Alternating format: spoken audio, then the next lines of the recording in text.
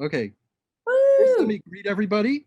Let me welcome everybody to a conversation that we're going to have with Kirsten Johnson about her wonderful, beautiful film, Dick Johnson is Dead, which is currently a hot item on Netflix. As Hmm. you all know, that's Kirsten, who's beaming in from a warm but rainy day, a Wednesday afternoon in Washington, D.C.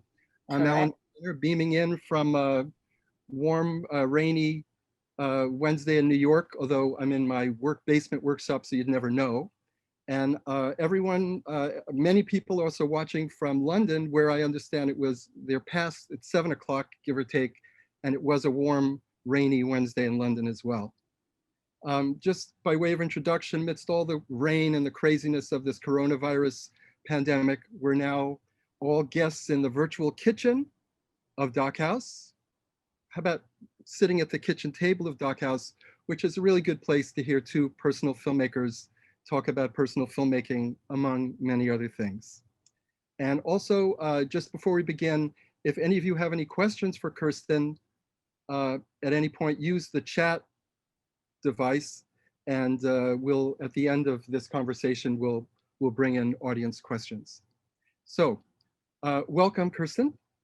Hi, Alan. It's great to Hi. be at the kitchen table with you. Yeah, yeah. Let me just say that I think I was invited to lead this conversation by the nice people at Dock House because they did a Venn diagram and they found that two of my films, one, Nobody's Business, a film that I made about my father, uh, who uh, who let me make a film about him despite the fact that he thought it was the craziest idea in the world, and then a film I made, First Cousin Once Removed, which is a film about my cousin Edwin Honig, a poet and translator, who I chronicled his metamorphosis through Alzheimer's. Both subjects, both big themes are woven uh, into Dick Johnson is Dead. Also, my films intersect with many other important themes of your films, like fathers and parents and love and family and memory and dementia and life and death and mortality and time passing and Um, storytelling. And like your films, they're also serious and equal and playful in equal measure. But the first question that everyone's wondering, and I'm certainly wondering, is how's your dad? well, thanks for asking, Alan. And you should know that I thought about so many of your films throughout the making of this film. And, you made Nobody's Business in 1996, and I think I saw it that year or the year after it came out in Paris. And I just remember thinking, like, wow, how would someone be brave enough to make a film about their father when their father didn't think a film should be made about them?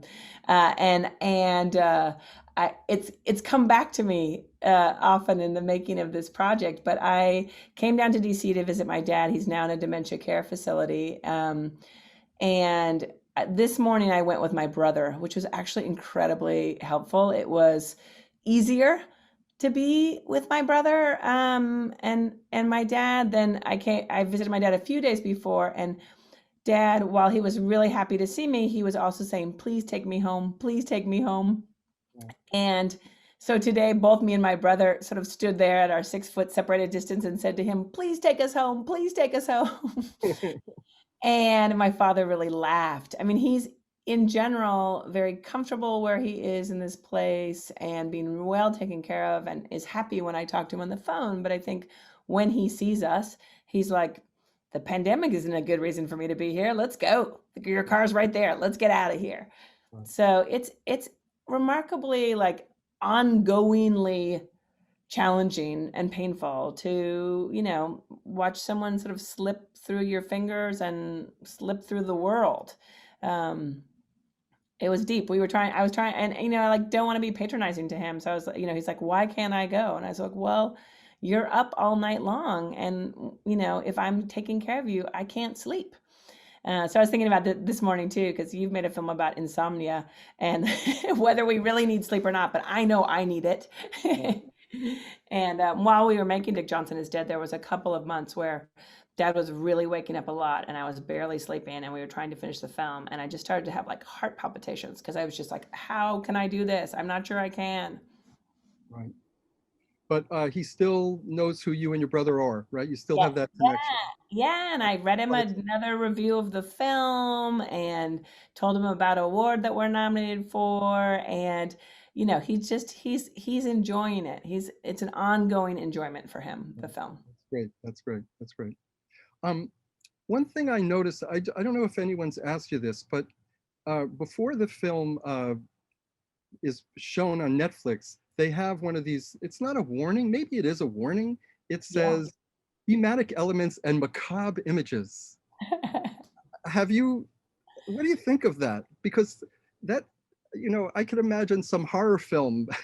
It's not a horror film, it's a love story, you know? Yeah, I don't know, I was a little proud to have something that needed a warning on it. Right, right. I don't think they're referring to the Halloween images in the film, by the way, you Yeah. know, Well, but I think aging is macabre in some ways for all of us when we yeah, I, experience it. I guess.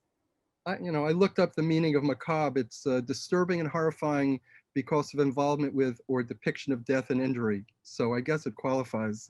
Well, But I mean, I think the truth is, Alan, there are people who are afraid to see this movie because they or someone they loved has experienced a traumatic accident. right, And, that was one of my worries, honestly, when I was first making the film. It's sort of like, what's it going to be like for someone whose father really did fall down the stairs to watch this movie and then sort of watch us laugh and pick him up again. There's an irreverence in this movie that could be seen as something that is unsympathetic or disrespectful or you know sacrilegious even. um, I will say that at one of the early Sundance screenings, there was a woman who came up to me and said, my father died after falling down the stairs. well, And it was just it was just like, oh, she's like, I love the movie. So we can't know how our work is going to affect other people, can we? right. But but the film has a smile on its face from beginning to end. You know, it's This so one does. yeah, yeah. Well, no, but the film is so playful and loving. It's unpredictable, even a bit goofy at times, right? But that's part of its charm, you know. And it's a tender humor in the film. It's a transcendent humor about a very difficult subject. And comedy is obviously one way. Humor is one way that allows us to transgress, that allows us to break boundaries and talk about taboo subjects, And I think, you know, your film does so in a rather beautiful and, as I said, tender way. I mean, we're born, we're die, and in between shit happens, and It sure does. yeah, Yeah, I mean, I just knew going into this project that I actually was incapable of facing my father's dementia um, in a repeat version of the way that we'd faced my mother's dementia, just because it was so painful. And I cried so much when my mom was ill, and I just couldn't do it again. So this film gave me an outlet to like attempt to make comedy of this. Was just this sort of holy grail. I've never made a funny movie before, and it's like it's a craft. Trying to figure out how to make it work became this wonderful pleasure. yeah. I mean, your film is filled with what I think of as cinematic sleight of hand. You know, Mm. it's things are not always what they seem, but whatever happens, Dick Johnson is always very much alive and he's always in good hands. So there's an edginess and a foreboding, a lot of foreboding, but everything's going to work out in the end.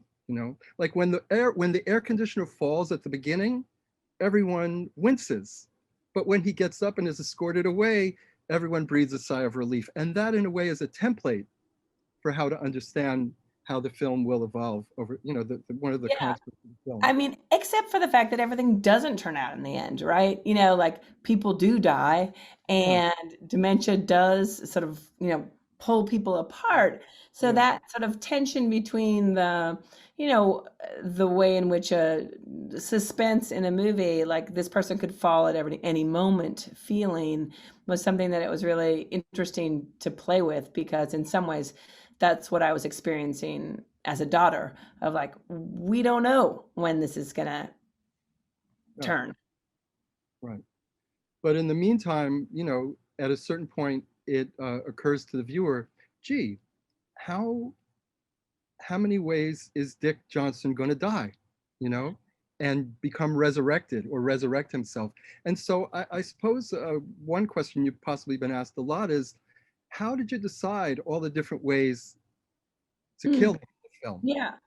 Well, so I mean, just so you know, in a certain way, like decide was an elusive word Understood. in this process. Yeah. We definitely had wishes, and then we had to sort of cope. Uh, and I love that about this process because it really, more than any film I've ever worked on, taught me to let go and to enjoy that it would not be as I imagined it, that nothing would be as I imagined, but that wouldn't impede me from imagining. And so, when I first came up with the idea of like, we're going to kill him over and over again and use stunt people and we're going to keep doing it until he really dies, I was crazy. I was like, we're putting dad on an ice floe. We're going to take him to Hong Kong and throw him out of a building. We're going to catch him on fire. I want to go to Ghana and see those amazing, hand carved caskets and put him in one of those. I was like, woo, we're going all around the world. And, the very first time I tried a death, which is the death at the bottom of the stairs in our house, it was just me and my dad at home. And I was like, Dad, can you just like lie down at the bottom of the stairs so we can see what that looks like? And just watching him being willing to do that with me, but also to see, his 86-year-old body like trying to get down the ground. And I was like, ooh, that doesn't look very good. Just sort of felt like bad film school movie. And I was like, what am I doing? What am I asking my father to do? And I was very sort of ashamed of my own like lack of cinematic capacity. And I was just like, this is pathetic. Like, why am I making this like ridiculous, absurd little movie? Um, and then I talked to this orthopedic surgeon, and he was sort of, don't you know, like a lot of people, most people, it's just a fall that takes them out, right? It's Yeah. either their hip is broken and they fall, or they've had a stroke and they fall. And suddenly I just became so moved by that idea of like, we're vertical. We get to be vertical for a lot of our lives. And then at a certain point, we just keel over and we become horizontal again. Yeah. And so the sort of modesty of the deaths became more interesting to me, of like, it's most likely my dad's going to trip and fall. Like that's the most likely thing that's going to happen to him, but that might kill him. Yeah. Well, that particular fall, um, again, it's a sleight of hand because he didn't need to fall. The camera either moves suddenly or and then you use the sound effect, for the actual thump of the fall, which Yeah. tells, which is punctuates the moment, But Alan, to be clear, like, we brought this wonderful stunt coordinator in Kemp Curley, who's like, helped people like jump over dozens of buses with a motorcycle in Grand Canyon and, like can really deal with real physical risky stunts. And he and I and dad were out in the street in New York, and Kemp was just sort of showing me like the camera moves that I could do to make it seem like dad was falling. And dad misunderstood and just fell.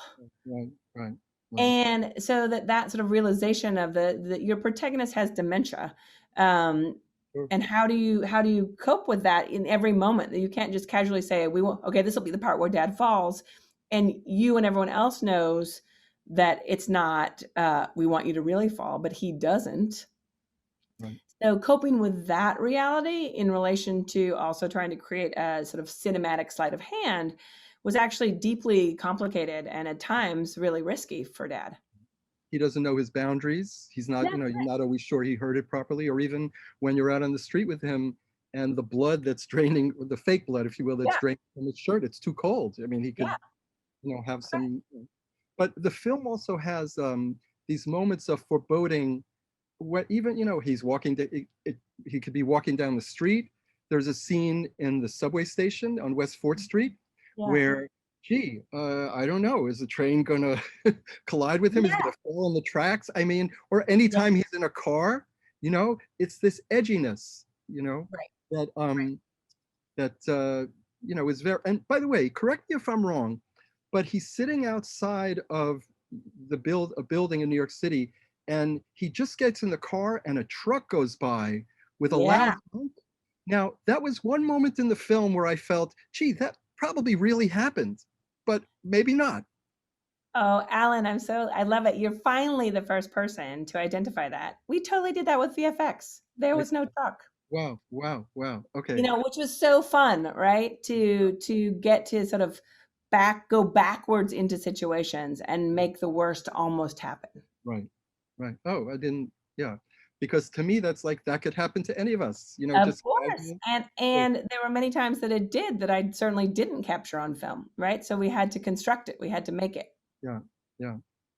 Which brings me, if you'll allow, to the metaphor of the double fudge chocolate cake. Oh, I thought you were gonna say that brings me to my workshop. That's where I want to go. Is there a chocolate cake in there somewhere? No. But I love seeing I it back. love the, if I may, I Yes. love the fudge chocolate cake because it's his indulgence and it's his love. And Hmm. he let us know with a really beautiful intertitle on the cover of the book that he had 3 or 5 pieces of it the day before he had his heart attack. So we learn to make that association, right? But Mm-hmm. we see him, and we'll talk about, I mean, he's eating fudge in heaven. We're going to talk about heaven in a little while, but we see him eating cake with his grandchildren. We see him indulging in his love of chocolate cakes. His friends Yes. cook a cake for him. So again, there's that edginess that he's doing something that could give him a heart attack, you know? And it made me realize how many of us tempt death in that way without, sometimes we know it and sometimes we don't know it, but every one of us watching has things that we do, whether it's not getting enough sleep or not getting enough exercise or sunlight or artists using toxic materials. Every one of us is dying a little bit every day because of something we do that we can't stop. You know, Mm-hmm. that's And I part of would who we and are. I would include loving in that. Okay. You Okay. know, I mean, it's so interesting. Both my brother and I, in the periods where we were taking care of my dad and he wasn't sleeping a lot, hence we weren't sleeping a lot. Both my brother and I started to have like heart palpitations, and I, called the cardiac doctor and said, is this okay? And they said, are you under stress, or is there any reason that you might be heartbroken? And I was like, yeah. But it's like I could feel my heart in my throat, in my arm. And I was like, wow, like I could have a heart attack from loving someone too much. But which I think is your chocolate cake analogy in Yeah. many ways, right? Well, that's what leads And to we have to do what we love. We have to take risks. And I mean, that's part of being a parent in a certain way, is that you're teaching your children how to, be independent and learn how to take risks and survive them. But you don't always know if you've got it right or if they've got it right.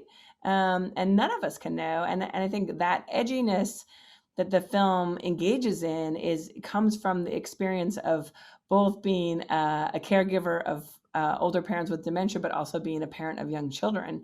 And like, the streets of New York can be really scary if you got 2 2-year-olds. absolutely. How are your kids, by the way? Everyone's good?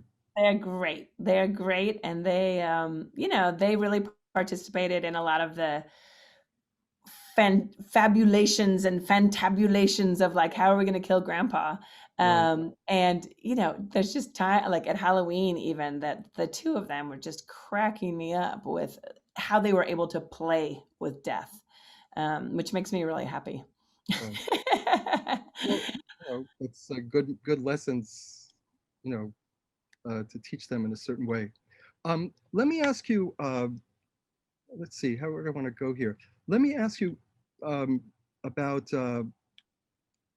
when I made my film First Cousin Once Removed about my cousin Edwin, who was a poet. Yes. I started to think that there were different kinds of Alzheimer's, you know, Yeah. and that my cousin Edwin was experiencing what I called a poetic Alzheimer, a poet's Alzheimer's. He spoke, still made metaphors. He spoke in rhyme. His sentences were um, syncopated and had rhythm to them.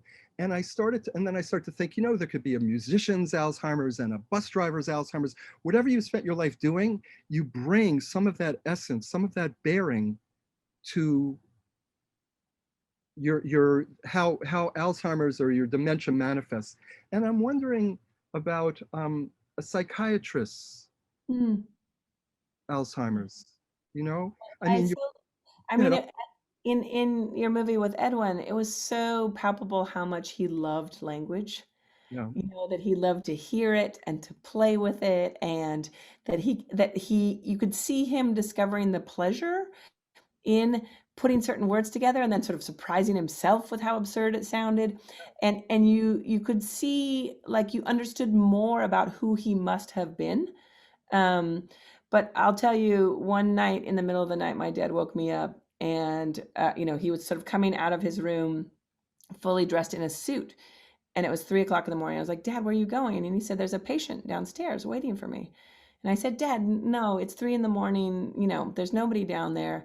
And he said, no, there's someone down there. And I said, Dad, what kind of patient would come for an appointment at 3 o'clock in the morning? And he said, someone who really needs me, Kirsten. wow, And he was so intent upon going and meeting this person's needs that I said, okay, let's go down. So we went down in the elevator, and the elevator opened, and he looked out at the lobby, and he just looked dismayed, and he looked at me and he said, there's nobody down here, is there? And I said, no. And he said, wow, it must be really hard to watch your own father lose his mind. wow. See, that's one of the amazing traits. I'm sorry. Right. And then he said, I guess it's time to get the little men with the ambulance to come and bring me out in a little white jacket. And then he said, but you're really gonna miss me. So he did this like amazing flip of thinking about the needs of the patient, then realizing what was happening with his own mind, then realizing how that must be affecting me, then making a joke out of it so we could both feel better. Like his self-awareness and capacity to flip like that, I think, is just remarkable. And he did that coming in and out of the psychiatrist's office, like going from a person who's having suicidal ideation to coming out and, making a joke, and then going back into the next person who has schizophrenia, like that back and forth between worlds. But I will say, like, unequivocally, my father's capacity to listen for what are the needs of the other person is manifest still in his dementia. Yeah. I think it's very apparent. I mean, over decades, he knows how to listen, he knows how to observe, he knows how to empathize, and he's able to observe himself, right? And Yeah, he that's the one. and he's also he cuts through the bullshit. He knows he needs you. He knows, and he's strong enough to be vulnerable Yeah. and to Yeah. acknowledge that. My And father, in a my way, father always cried. He would cry when I left on a trip, and his line is, the eyes are dry, the organs cry. yeah, And I certainly, have gone to movies with him and seen him cry, and um, it's mattered to me to have a man in my life who could cry, it's been part of something that's I think helped me immeasurably. yeah. Well, listen, I'm sure he had patients with different kinds of dementia over the years, but more importantly and more profoundly than anything, he experienced and endured your mother's dementia, which must have taught him, which not only gave him strength and understanding and compassion, but obviously that's part of his strength and his ability to be vulnerable, and part of his willingness and need and enthusiasm for trusting you. I mean, Yeah, there's a yeah. I lot. mean, I think there's a lot there, and we really went through it together. I was much less willing to accept what was happening to my mom. I feel like I fought it every step of the way. It was sort of like, Mom, like, don't you've done. Whereas my dad, I think from the beginning, understood that it was a disease, and he had compassion for her. He was not angry at her for not being herself. I was, I was just like, how can I get her to be herself? And I think he saw me struggle with that. I think he was aware going into this that I was going to be in a same sort of death struggle with the loss of him. And so, it was sort of delicious the way he was like, yeah, go ahead and kill me. Because, like, I mean, we're mad at me for getting dementia. Let's just kill me. So his sort of ability to play around with contradictory states, that you can have love and anger, you can have envy, you can have frustration, you can have humiliation, all of those things. Like, he's unafraid of the range of emotions. Right. Um, uh, Again, touching on your mother, by the way, the scenes with your mother in the film are incredibly powerful and tender, and they take your breath away. Um, your mother lives, I put that in quotation, Yes. her ashes are in that box on various shelves or mantle pieces. I would imagine that your father will be cremated as well, so that he can.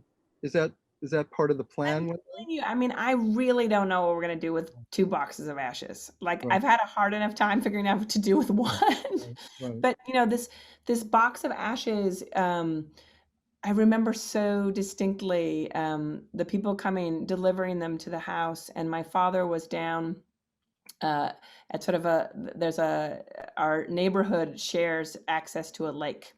And so my father was down at the lake, and they came and delivered the ashes. So I got in the car to, like, drive down to the lake to bring in the ashes. And I remember I came down this hill and I saw my father laughing and talking with these people in this ray of sunshine. And I was like, he doesn't need to see this box of ashes right now. And I just turned around the car and drove back up the hill. And I think that there's just been moments in my life where this box of ashes I've been like, okay, like, let's put her somewhere. Even for Dick Johnson Is Dead, we went and we found a spot that we were going to put her. And then I was like, I don't want to. Yeah, yeah. And but the first time in camera person that I saw the scene where Nels Bangerter, who cut the film, cut the shot of my mom's ashes with some footage of her, I really thought she was alive. Like, just for a second, I thought she'd come back to life. And that was my, like, aha moment of movies can do this. Movies can bring people back to life. And so that became, in the way that movies are time travel, Sure. that you can jump around in chronology, in past, present, and future, you can bring people back to life. Um, and I love this. I like the way you said lives. Like, I talked to a woman recently who, um, you know, someone else in the conversation said, well, my father's already dead. And the woman said, well, I still look forward to meeting him. She's like, there's all kinds of ways to meet dead people. And, she's like, think of any of your favorite authors or your favorite films. It's all the lives of dead people, but we get to meet them. Right. Well, listen, having made, as you mentioned, Nobody's Business in 1996, anytime it's screened to this day, I hear and I happen to be there, I hear my father's voice, I see his face, I feel his energy. I mean, and you'll have the same experience with Dick Johnson Is Dead. He will always live for you in these ways, and his energy and his presence will live for, it's a kind of, through cinema allows a kind of immortality as well, right? Definitely. Yeah. And was that part of why you made Nobody's Business, to keep him from dying? Um, none, well, he wasn't about to die then, you Yeah. know? So Yeah. it was, I mean, I want to go down that rabbit hole, but, my father was the saddest person in the whole world to me at the time, the most compelling character. And I Mm. had thousands of questions I needed to ask him. And I realized if I didn't do it now or at that time, I wouldn't have a chance to, or I was Yeah. afraid I wouldn't. So I thought, you know, I mean, we'll talk, maybe that'll come up later in something else. If I can set up if you'll allow me to make a morbid joke. Please. I love a morbid Yeah, joke. yeah, yeah. So, it's a shocking scene at the beginning of the film in which your father is trying out the casket, Yeah. and then of course we see him, or maybe that's him at the memorial. I don't know, but it doesn't matter. Someone's in the casket because he's both outside the room and but it does, that's part of the charm of the film, maybe, Yeah. maybe not. But I realized that if your father was going to be buried, then you might have had dug a grave site for him, but you Mm. didn't go there. And then you would have had to decide what to put on his tombstone. Oh And yeah. I know what it could have said on his tombstone. Mm. May I? Please, I'm dying. I might have to make it. Dick Johnson is dead. Okay, that's my morbid joke, right? Anyway, anyway, um, okay. Now that let's talk about heaven. Can we talk about heaven? Right? Sure. Um, so I guess just like how how did you decide all the different ways you might kill him? Mm. Um, how how the heaven that you propose, the heaven that you construct, Mm. is it is it a Seventh Day Adventist version of paradise or the Mm. afterlife? Mm. It, where how did you construct it with the confetti and the slow mo, the popcorn and the fudge and the music and the dancing? I mean, just give us a little bit on how that got came to, Yeah. Well, please. I worked with wonderful producers on this film, Katie Chevigny, Marilyn Ness, Maureen Yeah. Ryan. And at a certain point in this, they were saying like, do we have to keep killing him? Like, that thing that you were saying about, it's enough just to have him stand on the side of the tracks of a train and you imagine that he'll be killed. So at a certain point, we didn't need to keep killing him. Exactly. And they kept advocating for like, can't we do something where he's really comfortable and enjoying himself? And I was like, yeah. And the other part of it was I was starting to feel the film was really small and diminished and its colors were really depressing to me. My dad always wears a light blue shirt and khaki pants and everything was sort of gray. And I'm this person who just loves color and maximalism and exuberance. And I was like, can we like get some air into this movie? Um, but heaven really came about dictated by my father's capacities. So, because I'm so interested in how time works, I was becoming increasingly interested in how the dementia related to the present moment, sort of that my dad is in the ever present. And Edwin was like this too, right? Where it doesn't matter what question has just been asked, it doesn't matter what's happening next. It's just in one sentence where time exists. And so suddenly it occurred to us that if we shot in super slow motion, we could stretch present time Mhm. so that, my father might do a quick smile and then say, where are we and what are we supposed to be doing? But shooting with a phantom camera, you could turn that into 3.5 minutes of smiling. And so suddenly we realized, and this is, I was obsessed with heaven as a kid. So within Seventh-day Adventism has this really elaborate and interesting relationship to the end times that are almost weirdly like they cribbed it from the Holocaust. They're sort of like the government's going to come for you and you've got to hide and there's going to be the mark of the beast on some people and but the idea is like there'll be these terrible end times in which our people will be persecuted and then suddenly Jesus will come again. And at that time the earth will be destroyed and people will rise up from their graves, the people who are already dead and the people who are still living, and everyone will go up to heaven. And so, it's all Book of Revelations, ideas. And I was fascinated by it as a kid. I was just like, what is an infinity? If I go to heaven when I'm 7 years old, do I have to stay 7 years old? Will my parents stay the same? Do I ever get to grow up? I just was on and on and on with like, what would heaven be? But there were all these sort of 1950s illustrations of beautifully dressed families standing in their own graves and Jesus coming in the sky. But it would be like, talk about morbid, it'd be a scene of a whole cemetery filled with all these people had been woken up from the dead. Well, And so that was like in my childhood imagination, right? Uh, and so what I started to do is gather these elements that were what would be in heaven. and also knowing that my dad might or might not have the capacity to do certain things. So it was like when I was trying to figure out like how will he see my mom there, I was like, well, we can't hire an actress to be my mom. We have to use a photo of my mom. And then suddenly I was like, oh, we can have other dead people there. We Hmm. can have masks, and maybe my dad won't be able to do something, but we can have a stand-in for him and he can wear the dad mask, and the person with the dad mask can dance. And so it just became this really fun, like push me, pull me of we find an element, but we don't know what will work. So we were choreographing a dance without knowing what music it would be played to because we were filming in slow motion. So it was like dancing and then composing music backwards to fit the dance. So it was really fun process, really fun process. Well, imagine, you know, um, I thought of when I was thinking about the various heaven scenes which are woven throughout, it's also a chance for you to, you'll excuse the expression, to play God. You know, it's wish fulfillment, right? You're granting him wishes. He's like king of the universe. And Yeah. you're allowing him to reunite with your mother. They're dancing. You know, you're turning his toe stubs into real toes. And by the way, Jesus in person does it, right? Yeah, why There's a lot not? of people who would like Jesus to like intervene for them, but he gets Jesus's personal attention for that, you know? Oh, So yes.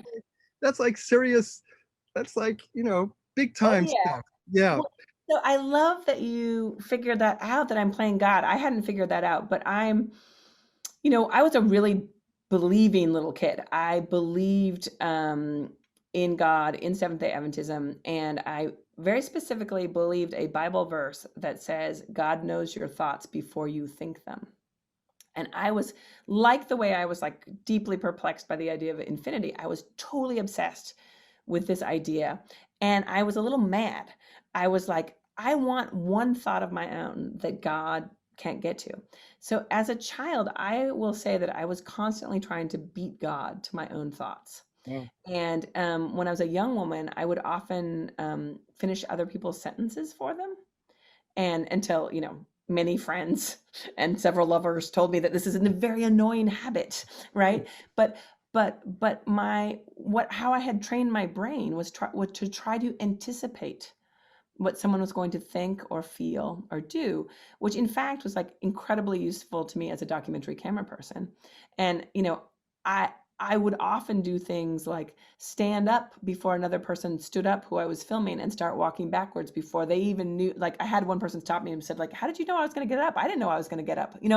But that kind of attention to what's coming next started in me as a little kid trying to beat God. So I love it that you're noticing that I found a way to be God and like get Jesus to do my bidding. Um, and the other thing I did, which I can't believe I did, was to turn the church into my playground, my personal theater. The audacity of that. But I definitely I was in church every Saturday of my childhood. I spent a lot of time imagining what I would do if I could go to the front of the church and be up on the platform. So that I've actually done it. Like, I was thinking of like, oh, I'm making my father's funeral, but that I I took control of the church. Um, Cracks me up. There's a garden behind our church, and we all planted trees and flowers there, and raised money to put the plants in. And I planted a katsura tree, Mhm. and someone told me recently that they had to tear the tree out because it had grown so large that it was breaking the foundation of the church. Wow. Wow. And I was like, that's my tree. Wow. Wow. Um, just one more thing about playing God, and there it's not exactly a Last Supper, but there are guests at the table. You know, Freud, Buster Keaton, Bruce Lee. Yeah. How do you decide who to invite to the party? And what does that tell us about your dad or you or Yeah. how? Because that's portraiture.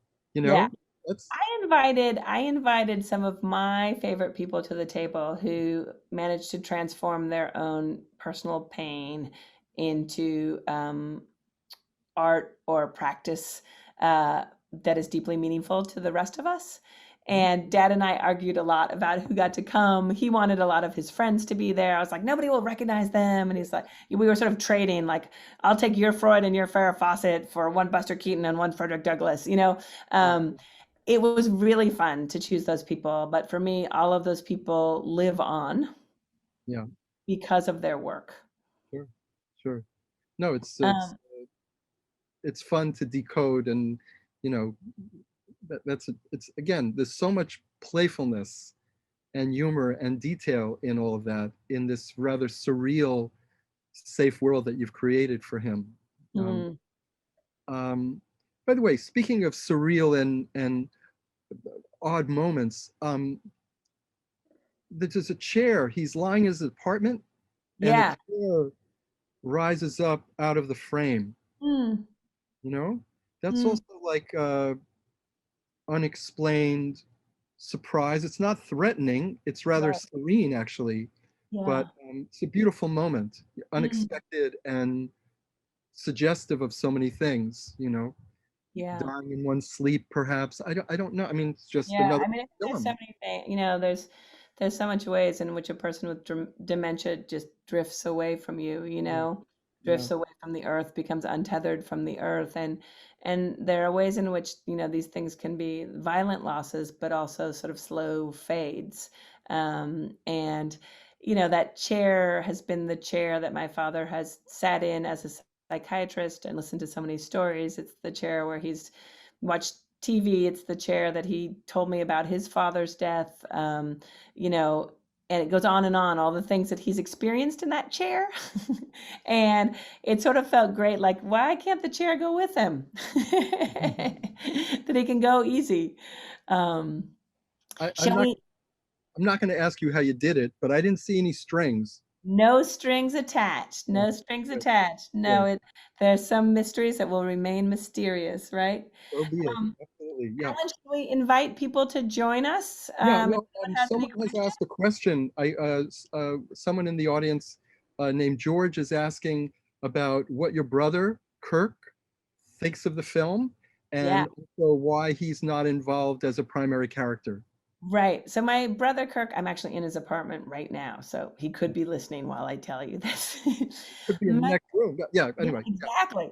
Um, my brother is an extraordinary paleobotanist, and he runs the Smithsonian Natural History Museum. So he's a really busy person, for one. And when I first approached him with the idea of it, he laughed. And I said, I'd like to do a funeral at the church. And he said, oh, the church probably won't let you do that. And then I called him after I talked to the pastor and I said, the pastor's going to let me do that. And he Yeah. said, well, I doubt anyone's going to come. And I said, well, I'm going to write letters to people and invite them. And then I said, Kirk, there are 150 people coming. And he was like, oh, I guess I have to come. And I was like, I would love you to come.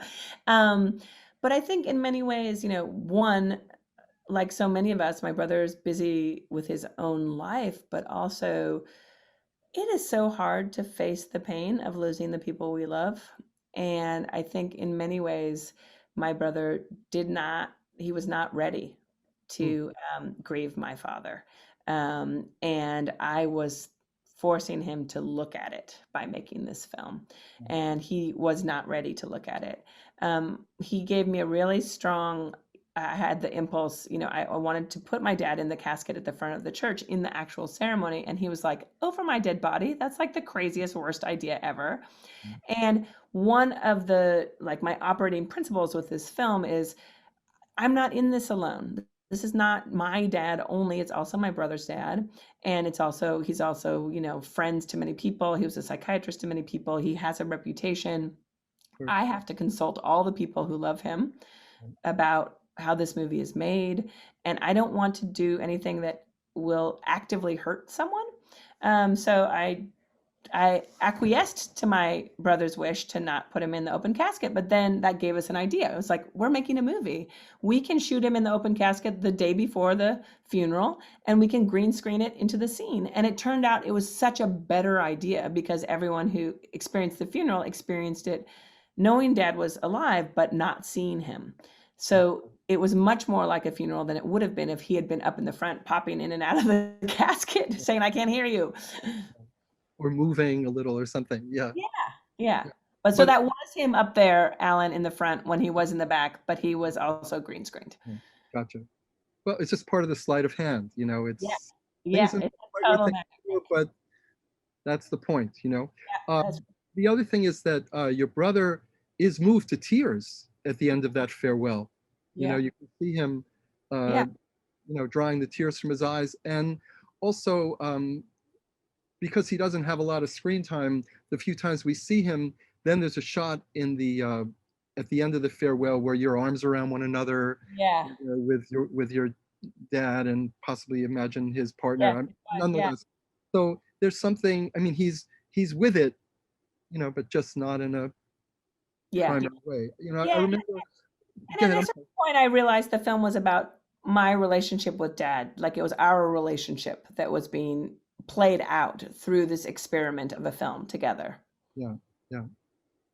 There's a question from someone named Lee, if I may, who writes, and I'm quoting, "I'm planning on filming a road trip with my mom, going all around the 24 places in the UK where she lived as a child. Oh, You amazing. great levity in your directorial features. So how do you have any tips for me?" Oh my God. One, so happy for you. You're doing that. That just sounds amazing. That's going to be such a great trip. I think the thing that you can relax and enjoy it.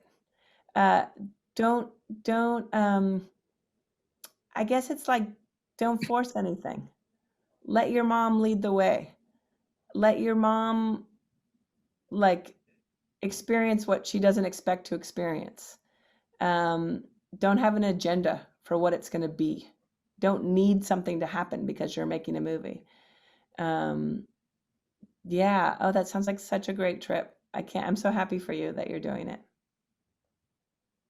Um, Another question from Steph. Kirsten, I love your films. This and Camera Person, thank you for speaking today. Watching Dick Johnson is Dead, I really felt that your comedic depictions of your dad's death suited his personality. But I couldn't imagine you giving your mom's descent into dementia a similar comedic treatment. No Did you way. add, or was there an element of making this film that helped you come to terms with your mom's illness and death as well? Yeah, I mean, it was so deep. There was like a certain point where Nels, the editor I work with, Nels Bangerter, who's so extraordinary. Um, there was a certain point where he was like, "I think you just need to make another movie about your mother," and I was like, "No." And he would say like, "I think this movie is more about grieving your mom than it is about grieving your dad," and I'd just be like, "What?" Um, but there's no question, there's a difference in what was permitted with my mother and my father. And my mother was a very proud person, a very kind person, very intelligent person. But I think she wished to control her own image differently than my father, who was like, "Do whatever you want with my image. I trust you." I think my mother was very invested in aesthetics and in her presentation, and she would never have allowed it. And I feel like I've used that footage of her sort of against her will, that she would not have wanted to be depicted with dementia. And I have to own that, and it's painful to me, and it is also an act of love, but it's also an act of betrayal. That's those kind of paradoxes and contradictions are part of life, but they sketch in important dimensions to your relationship to your father and your history and your family. Yeah, I mean, the fact that your mother's mother died in a car accident in which she was in the car. I mean, that's, you know, yeah. it's She just, witnessed something. She saw something yeah, that no one should have to see, yeah, right? yeah, And that affected her relationship to seeing and being seen. And it's affected, I think in many ways it's sort of the rosebud of my career, yeah, right? That I'm saying, look at this thing. We need to uncover this thing to reveal it. And I'm doing that in some ways against the prohibition of my mother, saying, don't look, only look at beautiful things. Don't look at that thing. And I think there's a real tension in us as humans and as citizens, right? What do we look at? What do we pretend we can't see? All of that. Just another taboo, that you have to threshold of taboo that you have to Hmm. find your way across and through. Yeah. There's another question from someone named Andy. Your dad's best friend breaking down at the funeral, funeral is in quotation marks, it's hard to watch. Seemed like he was being ignored in the corner at the end of the scene. Was he? Is he okay? Ray is wonderful. Ray's 91 years old. Ray was in on everything. He was there the day that we were doing Dad in the Casket, and he practiced his speech. And he said, I'm really going to go for it tomorrow because this is it. He's like, I'm 91. We're not doing this again. Mm. And he's, who knows if I'm going to go before Dick does or Dick goes before I do, but I'm going for it. And then it was the wonderful cinematographer, John Foster, who had sort of empowered all the different camera people. Like, I was like, here's where you should be for covering this scene. But if you see anything that you want to film, go for it. And John Ray thought he was out of view, and John sort of discovered him there and filmed him there. And, he's inconsolable. And I think that's what, like, losing someone you really love is. Like, no one can console you. And there's a way in which throughout the film, me and my dad console each other. We keep sort of laughing and it's sort of like Ray, Ray takes the hit for the team. Like, he shows us like there's no one to console you because the person you love is gone. And Ray came to Sundance and saw the premiere, and he was like, I made this movie. Without me, this movie is nothing. He's like, you two didn't go there. So he's really proud of his participation in the movie. Right. Well, at the beginning of the film, when we meet him, he says something to the effect, well, I guess it's okay because it's a movie. He's not really dead, or, that he's suggesting. Yeah. But then in the final scene at the farewell, in which he's on, formally, he can't make that separation, And that's what it is. I mean, that's what emotions are when they like come so unexpected. Like, why am I in a rage because my daughter won't read the final, page in the chapter. Like, where does that come from? You don't know, but you can't control it. And, that's what I want this film to investigate, of like that sort of place where we're beyond ourselves, out of ourselves. That emotion takes us beyond what we thought we would do or be. Yeah. Another question from Rosie. Mm-hmm. Dear Kirsten, thank you for the incredibly loving, moving, and resonant film. I'm curious to know if you watched your filmic imaginations of your dad's death back with him, and especially as a psychiatrist, understanding his progressive prognosis, if his reactions fed into their creation. Thank you. Yeah, Rosie, you're so on it. We totally did that. He's watched the film many, many, many, many times. And sometimes like he'd see a scene and he'd be like, no, that's not that funny. And like, that's how that we, the scene of him at the bottom of the stairs, that we like contorted his leg even more, added the blood, because he was like, that could be better. So, but like, for example, the scene with Marta, the caregiver, she and me and Dad had watched a cut of the movie, and then she was talking about how she felt about it. And I was like, can I go get the camera? And then I filmed that scene. So there's a constant interplay between the making the film. And Dad was like the freshest editor ever, because he would never remember that he'd seen a scene. And so he would be like, oh, that's interesting, but isn't that like, so he was like a perfect editor to sort of know what a scene was doing, because he was encountering it for the first time over and over again. Right. But yeah, he's actually in the home that he's in now. Everyone in the home has watched the film multiple times. The caregivers have shown it to their families. One caregiver told me this morning that her husband can finally understand what she does a little bit more. So I love the way the life of it keeps sort of flowing back and forth between people. I mean, your father is, he's an eager participant. He's also a collaborator, In fact, in the opening scene, at the end, he says, did you get it? Did you get that, Mom? I mean, he wants to make sure you got the shot. Totally. Yeah. Wiped out, and he wants to know whether I got it. Yeah. Yeah, I mean, I always conceived of this as a collaboration with him, even knowing that dementia would impede certain parts of his capacity to collaborate. And like, how could I work with that?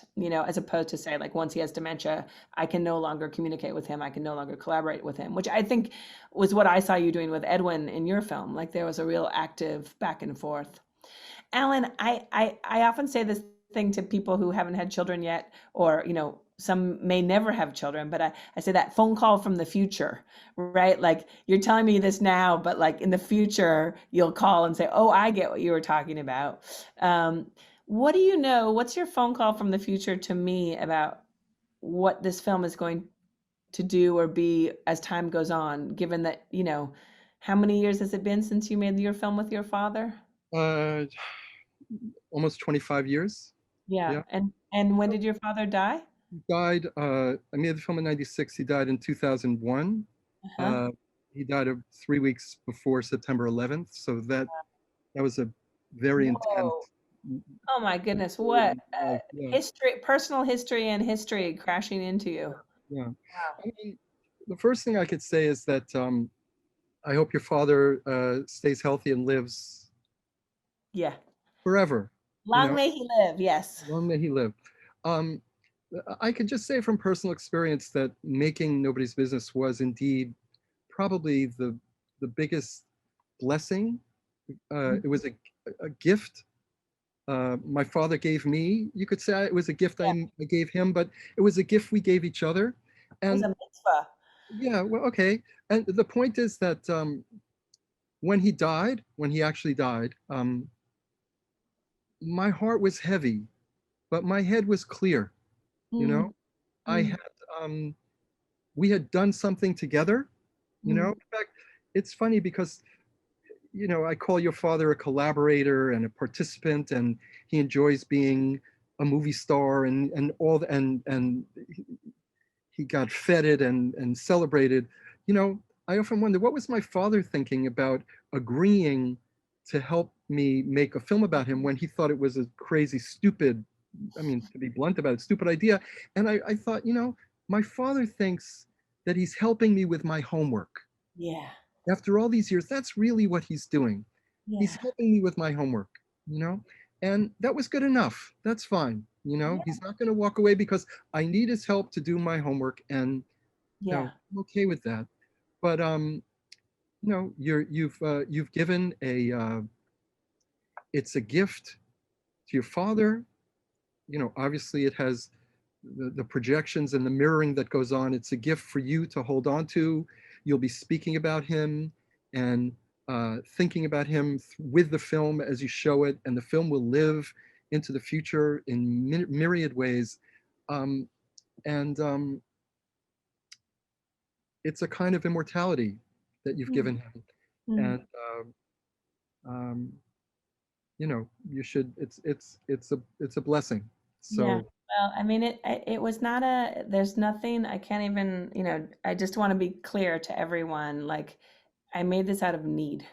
And it's like a desperate attempt to keep him alive forever. Um, and I encourage, the woman who's going to go on the trip with your mom, like, I encourage everybody here in this moment of the pandemic to just imagine the person who comes to mind. If you said that sentence, blank is dead, who do you not want in that on that line? And just, ask them a question that you're afraid to ask them, or create a game to play with them, or record something. Because I think, Alan, what you say, I know it already to be true. I will never regret having made this film, and that I get to keep this film into the future, that my children get to have this film, is a gift. and forgive me, I didn't mean to interrupt you, but your children and wherever that leads to further and subsequent generations down the line, Mm. it's a home movie. One day it's just a home movie. This is how Yep. my mom or my great grandmother or what have this is, and my great great grandfather and so forth. That's how it works. Yeah. And Wow, so I hadn't even got that far. I was like, I can only go to my kids. I can't get to the next generation. But okay, that's the phone call from the future. yeah. Another question from Amelia. Thank you so much for opening up the general conversation on death and grief in this way. It seems Hmm. strange that something we as humans all have in common is so taboo. My question is, have your kids seen the film? If not, at what point do you think they will see it, if ever? Yeah, they've totally seen it. They also totally participated in it. They had lots of ideas about how to kill grandpa. They're really into playing with these ideas. Um, and I heard someone today say, we approach avoid things that we're afraid of and that we know will cause us pain. And it's like, of course, like, why wouldn't we want to avoid death? Why wouldn't we want to deny it? Why wouldn't we want to not talk about it? But it is true, we're all going to die.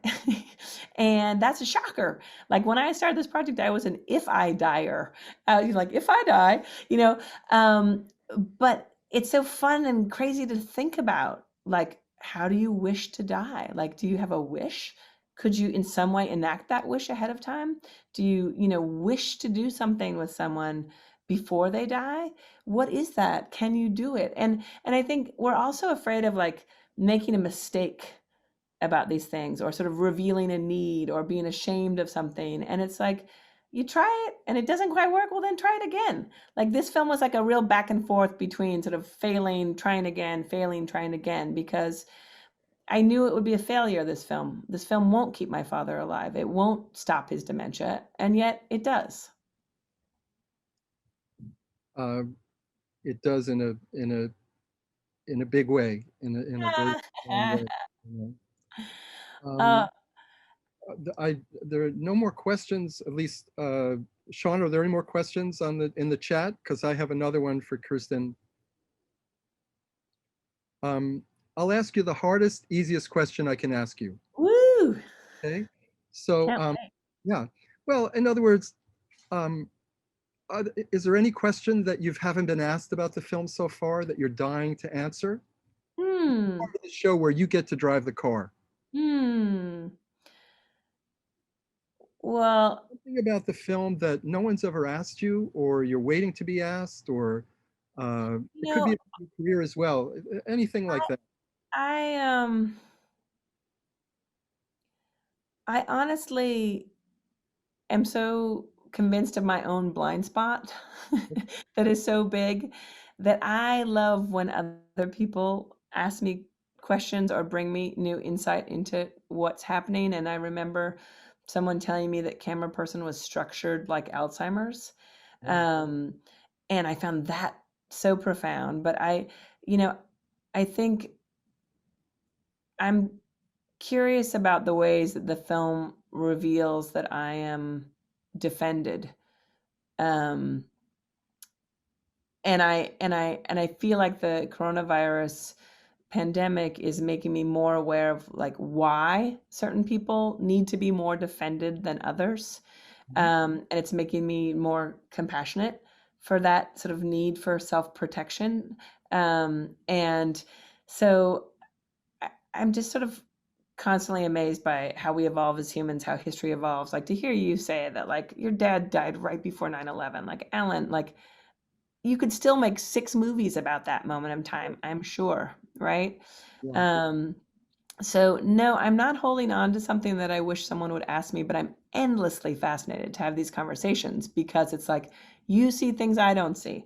Right. And that's what I love about being in the world of filmmaking and sharing the movie with audiences, is like, the audience sees what I don't see. That's what I'm interested in. That's when I talk to young filmmakers, I always say, if your film is showing anywhere, go. Yeah. I mean, of course, to sit in a room with people and watch your film, you can feel all the things you thought you were doing, you hope you were doing, you knew you were doing, you get this kind of feedback. You can read the silence in the room, you can read the agitation and all that.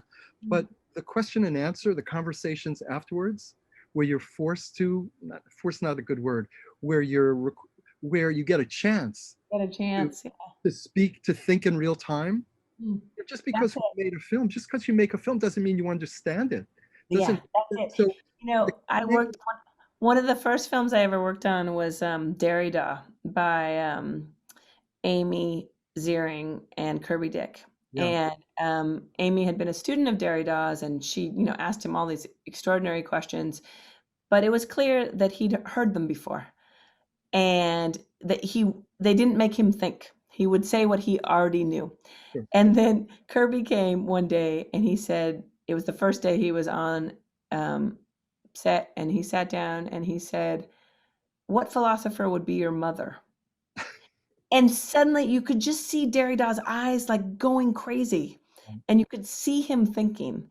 And it was so exciting. And I just remember that moment of like, oh, why are we like, nobody wants to be explained to, nobody wants to be asked a question they've already heard. Like, go to that other place. What philosopher would be your mother, you know? So Alan, how do you wish to die? Ah, well, let me just say, I've had two near-death experiences in my life thus far. When I was very quickly, when I was 10 years old, I was horsing around with an older cousin of mine in a pool, and he held me underwater Mm, for, let's just say, too long. too I was long. very close to blacking out, you know, and I thought in my 10-year-old mind, I thought it was over, and I was it was I was traumatized. Mm. By the way, I stayed away from that person And did for, you ever swim again? say again? No, I Did love you the swim water. I love the water, but that person again? was, and also in 2013, I was in Istanbul, Turkey during protests about Gezi Park, and I Yeah. was tear gassed. Mm, And when I ran away, when I ran from the tear gas, I kept, because they had fired it at different distances, I was running into the tear gas as mm. well. And Wow. I collapsed on the ground and I couldn't breathe. And I I thought, this is it. I didn't know if I had another gear, to get up and or is it all going to end right here, right now? Now, both of those incidents involve being unable to breathe, Mm. involve the lungs. And and I have some issues in my lung. I have asthma, I have nodules on my lungs. So I'm afraid about my lungs. Also, listen, both my parents had dementia too, as well. And Mm. so I worry about losing my memory. And, I worry about that too. But listen, I just would say, I'm not trying to cop out, but I'm also very superstitious, very So you don't superstitious. want to say. Well, I don't even want to think of it, let alone say it, right? But I would just listen. I have longevity and brevity on both sides of my family, right? Nice. And so I'd be happy to die somewhere in the middle Mhm. in my sleep, Yeah. as long as I, was able to work on one of my films or a project that day. That would make me very happy. Uh, uh, Die doing what you love. Yeah, that's and a lot of people die doing because they do what they love, right? That's So right. That's so true. That's so true.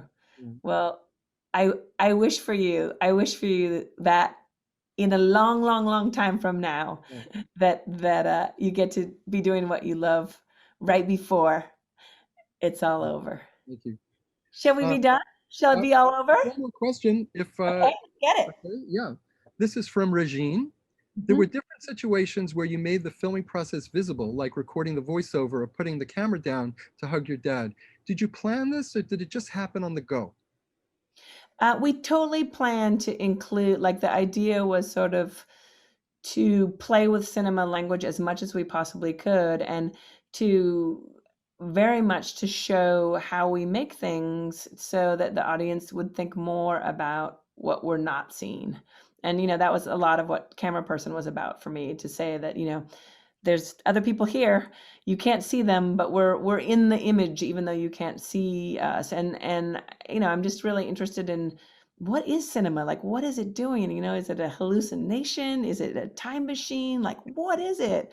And so to sort of crack it apart and break it and push the form and play with it, it was very much part of that investigation of trying to understand, what's the line between life and death, right? Like, um what's the line between the present and the future? Where is it? The elusiveness of all of that, we just wanted to sort of bend into as much as possible. So we were absolutely, letting all of that be revealed. Right. Well, if we had another hour, we could talk about, we've only scratched the surface, mind you, but we could talk about, the interplay, the weaving of fiction and documentary, and how a lot of the film is, to the extent that you give us behind the scenes, there's a Mm, self-reflexive quality of, we see the film being made, we yeah, see artifice, right? yeah, And then we see the results of the artifice. yeah. And that's both distancing, but it also brings us inside the storytelling. Yeah. And I mean, I think these words, like, we're all working on what is the language we use for things. And documentary and fiction feels like weak as language, like we need more interesting language. And so, I thought of it as the experienced and the imagined. And life is experienced, death is imagined. Uh, the present is experienced, the future is imagined. So I'm looking for um, all of those questions, right, Alan? To like, and that's what's so exciting about cinema language is it allows you to play in all of those territories. Yeah, I mean, a lot of your intertitles, the plane going across the the sky. And the title itself, the title is not true now, but it will be true. And the title imagines the moment in which it is true. My dad, like, I woke up like in a cold sweat with like a stomach hurting when I decided to call it that. And I was just like, I can't do that. Like, how can I do that? And Dad was like, nah, reaction formation. I'll stay alive forever if you name it that. But we made a mistake on a thing that we sent out to family members, and we just sent Dick Johnson is dead premiere, and two people wrote me back and they said Dick's died. So it's happening. Yeah, yeah. Well, it's part of the spirit of the film. Yeah, It's humorous, it's audacious, it's taboo, you know, yeah. It's but it's triggering. also, yeah, yeah, yeah. But That's right. then again, there are moments in the film that cannot be planned, that where he says, I'm your little brother, I need you, I'm your little brother who tags along behind you. I mean, those moments are true intimate moments between father and daughter. And Well, none of the film was planned, really.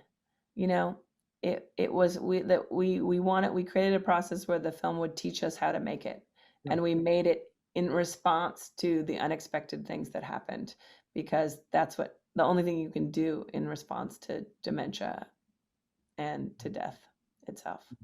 Oh, Alan, I'm so sorry that both of your parents had dementia. I'm my mother's still with us, by the way. Oh, And she is? yeah, yeah, yeah, yeah. Oh, Yeah. And by the way, oh, she was born in 1932, like your dad. oh my gosh, that's I some. wanted to go this far. So what month? What month? Is she gonna watch the movie? What do you Uh, think? no, my mother can't, doesn't, she's not able to do that. It's not, Oh, I'm sorry. But I'm what month sorry was your too. father born? What month was your father born? He was October 2, 1932. My mother's February. So yeah.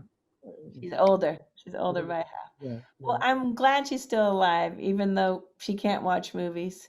And But this Groundhog Day all over again line in your film, yeah, that's, I have the same conversations with my mother every single day. yeah. You know, I What's can what? make her What does laugh. she want to know? Say again? What does she want to know? Well, I mean, I play her favorite music from my Mm, computer. We sing along. mm, I mean, there's just there are little tropes that we have. I know how to make her laugh, uh-huh. and I can make her laugh with the same lines every day. Ah, And that's pretty yeah, satisfying. You're yeah, oh funny every yeah, day.